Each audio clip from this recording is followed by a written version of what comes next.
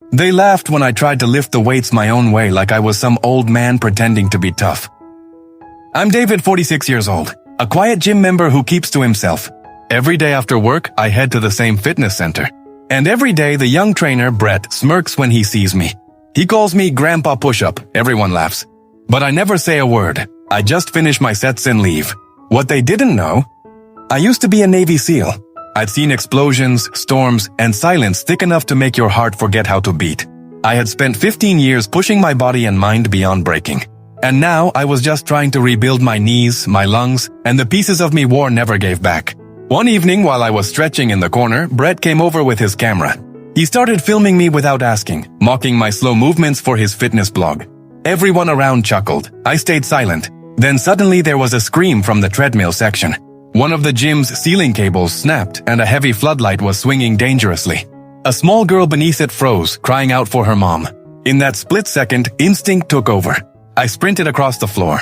My joints screamed, my lungs burned, but training doesn't fade. I leapt, tackled the girl out of the way, and rolled just as the floodlight crashed inches from us. Sparks flew. The building went dark. Then silence. When the lights flickered back, everyone stared.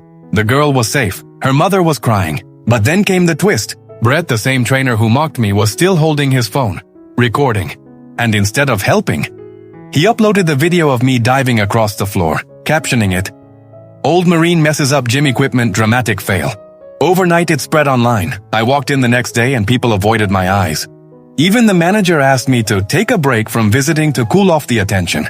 I just nodded and left quietly. But life has a strange way of correcting things. 2 days later, the gym's security footage went public, showing clearly what happened. The floodlight, the girl, the jump.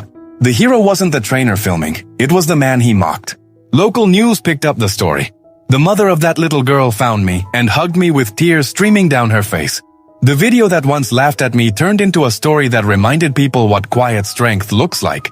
When I finally returned to the gym, it was silent. Brett couldn't look me in the eye. I didn't gloat.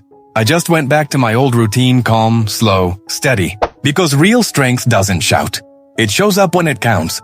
Then share your thoughts in the comments, but no one liked or subscribed The Soldier.